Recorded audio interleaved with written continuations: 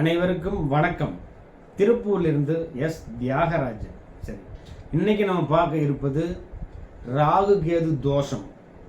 ராகு கேது தோஷம் ஒருவருடைய ஜாதகத்தில் எப்படி இருந்தால் அது ராகு கேது தோஷம் அப்படின்னீங்கன்னா, லக்னத்திலேயோ அல்லது இரண்டாம் இடத்திலேயோ ராகுவோ அல்லது கேதுவோ இருந்தால் அது ராகு கேது தோஷமாக தீர்மானிக்கப்படுகிறது. அதே மாதிரி லக்னத்தில் அல்லது இரண்டாம் இடத்தில் ராகு கேது இருந்தால் அதனுடைய ஏழாம் இடத்திலும் எட்டாம் இடத்திலும் ராகுவோ கேதுவோ இருக்கும். இது ராகு தோஷமாக தீர்மானிக்கப்படுகிறது.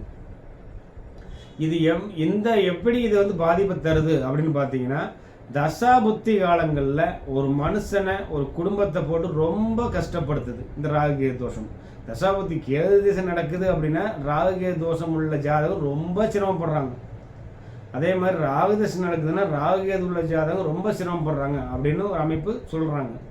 இதில் கண்டிப்பாக சொல்கிறேன், இது இதனுடைய குணமே பார்த்தீங்கன்னா பாம்பினுடைய குணங்கள் தான். எப்படி இருக்குன்னு கேட்டீங்கன்னா ரொம்ப ஒரு கஷ்டத்தை தரும் அப்படின்னு தான் சொல்கிறாங்க.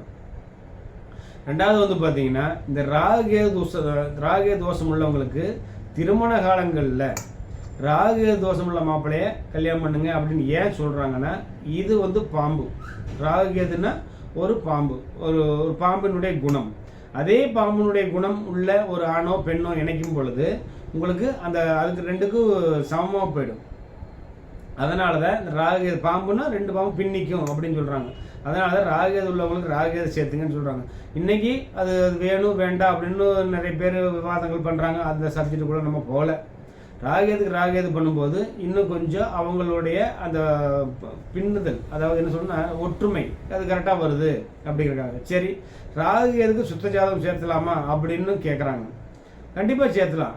எப்படின்னு கேட்டிங்கன்னா, ராசி கட்டத்திலேயோ அம்ச கட்டத்திலேயோ ஒரு ஆணுக்கு ராகு கேது எங்கே இருக்குதோ, ராகுகேது உள்ள ஜாதகமாகவே இருக்கட்டும், ஒரு ஆணுக்கு ராகுகேது இருக்குதுன்னு வச்சுக்கோங்க, அங்கே ராசி கட்டத்திலேயே அம்ச கட்டத்திலேயே ராகுகேது எங்கே இருக்குதோ அதே மாதிரி பெண்ணுக்கு ராகுகேது தோஷம் இல்லாட்டியும் பரவாயில்ல, ராகுவோ கேதுவோ அந்த கட்டத்தில் இருந்தால் அந்த ஜாதகத்தை ராகுகேது கூட சேர்த்துக்கலாம். அப்படி இல்லாட்டி ராகுனுடைய நட்சத்திரமான திருவாதிரை சுவாதி சதயத்தையும் கேதுவுடைய நட்சத்திரமான அஸ்வினி மகம் மூல நட்சத்திரத்தையும் இருந்தால் இந்த ராகுகேது தோஷத்துக்கு சேர்த்துக்கலாம். இப்படி பண்ணும்போது அது ஒன்றும் பண்ணுறதில்லை. அப்போது ராகுகேது தோஷம் உள்ளவங்களுக்கு இந்த மாதிரி நட்சத்திர அமைப்புகளோ இந்த மாதிரி கிரக அமைப்புகளோ இருந்தால் அதை நீங்கள் சேர்த்திக்கலாம்.